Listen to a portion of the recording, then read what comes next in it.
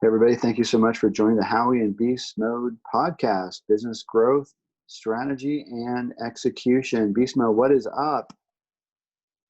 Not a whole lot, Howie. It's such a great morning. I love talking with you. Always a pleasure for sure. Well, what are you seeing out there? I mean, it's a kind of an unprecedented time, kind of a crazy time, scary in some ways. I mean, there's a lot of heroes and zeros that we're seeing in business right now. Yeah, there are definitely a lot of heroes and a lot of zeros.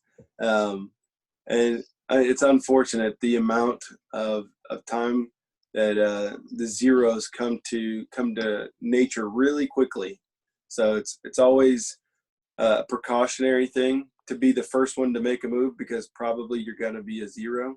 But there are some heroes who are making some very quick moves as well. So happy to start either way with heroes or zeros. Let's follow your lead. Yeah. I mean, personally, it's been hard for all of us to figure out how to think and how to react, and we want to be appropriate. We want to do the right thing, and we have to be professionals and business owners, sales professionals, marketing professionals, and no one we're all in uncharted ground. So it's definitely hard to know exactly how to act. I personally am seeing some good heroes and some bad zeros. One of them is, Harvard. A zero would be Harvard University, who has a gigantic, many, many, many billions in their endowment, and apparently let their dining staff go. So, for $10 an hour or whatever, they can't afford to just take care of their dining staff. Doesn't seem super generous, given what they have access to.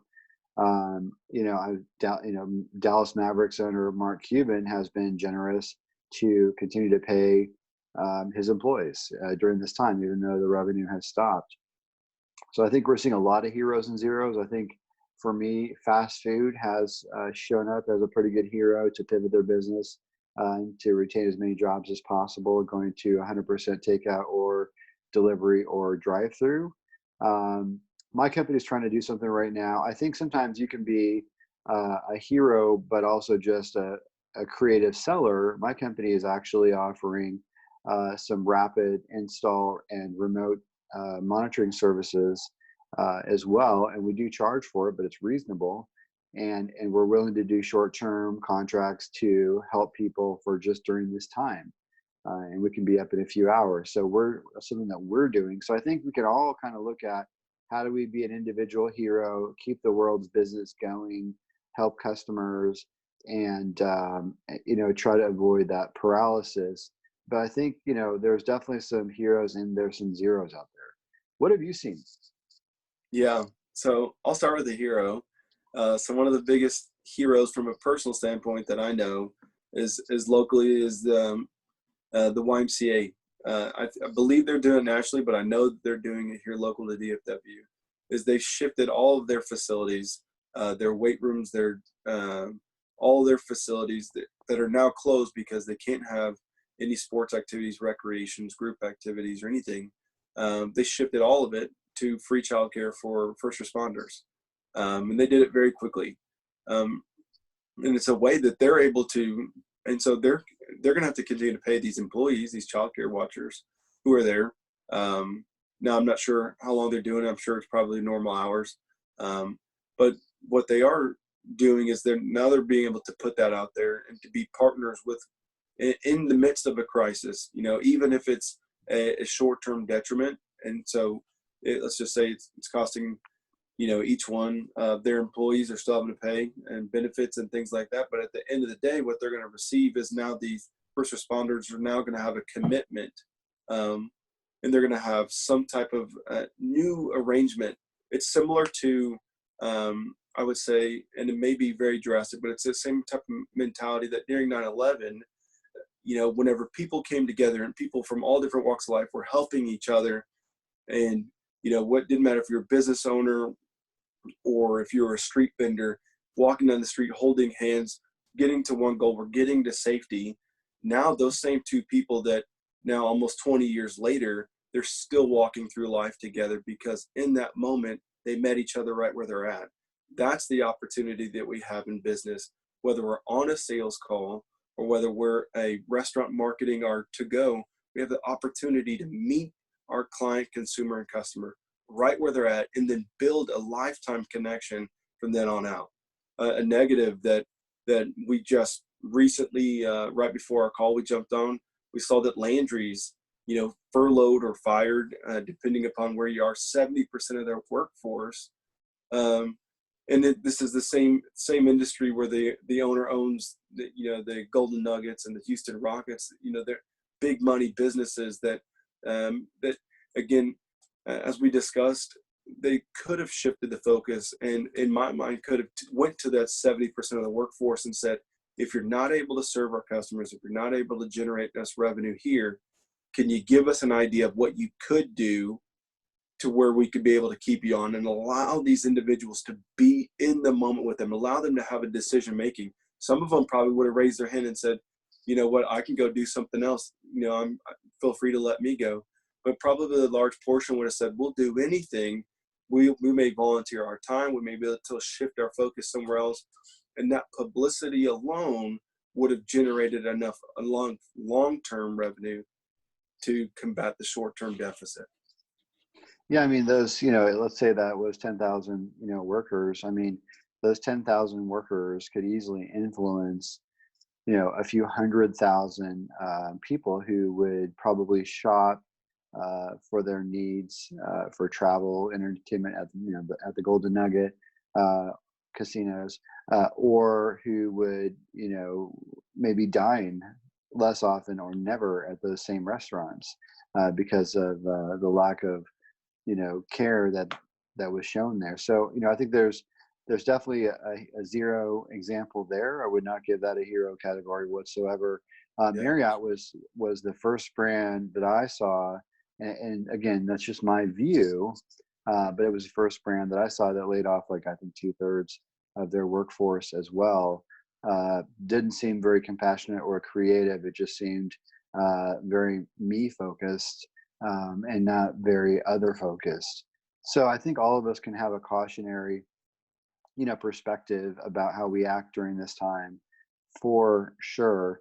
I've been very pleased with the government, especially with the Senate so far, that both parties have come together and set aside partisanship, because partisanship has gotten really bad the last few years, the worst I've seen it in my life. And the Senate was actually unanimous in passing, for their part at least, the $2 trillion stimulus package.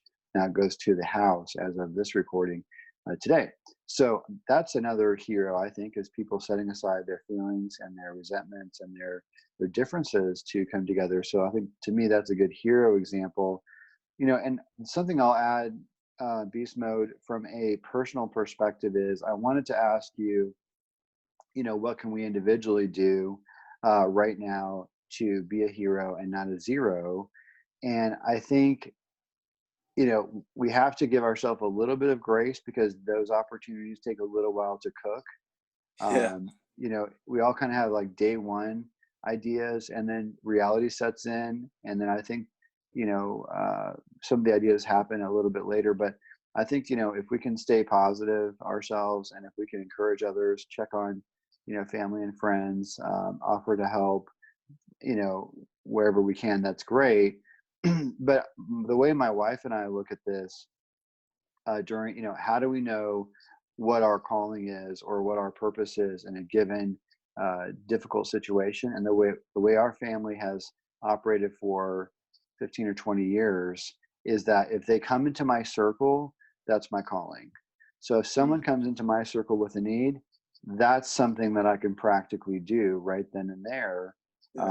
Instead of like wondering, how do I go reinvent an emergency texting platform? Like, well, that's not my space, but I can, help pay a light bill, or I can call someone and check on them, So I think, the personal aspect is looking at your personal radar, what comes into your circle, and then you can be add yourself to the hero column in some small way, or maybe a big way, instead of the zero column. So I think we have to give ourselves a little bit of time and grace, and look for those opportunities that come our way.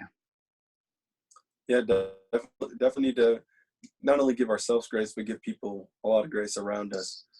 There's a lot of people dealing with a lot of hurt, and a lot of confusion, and a lot of fear that maybe they don't know how to deal with. And so being able to lead with grace. I know we talk about empathy all the time.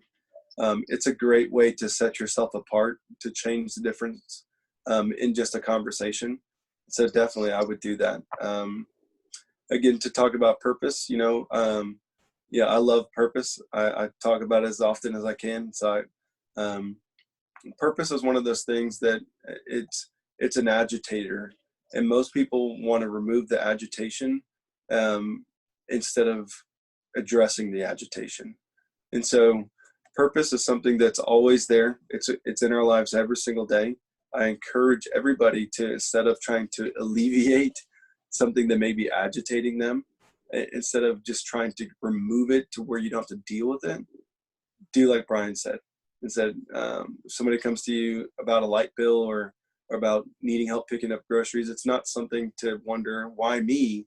It's something to say, thank you for the opportunity. And it's just one of those ways that you never know where that little bit of empathy or getting into that little extra step will lead to, not necessarily resource wise, but could just open a lot of different doors. So address those things. I think that's really good. I think the disruption of this time can lead to personal growth for all of us. Just like, Has when the opportunity we're working to. out. Yeah. Yeah. Has the opportunity to. You either have the option to grow, or you can put your feet in the dirt and just dig a hole, trying to push back on COVID-19 and tell it to go away, or you can allow it to be wind in your sails and propel you to something greater. So choices. Good. So good stuff. I know we're making this quick today because we want to get this out to everybody. So thank you, Howie, for your time, and I look forward to jumping on here soon. Thanks, guys. All right. See ya.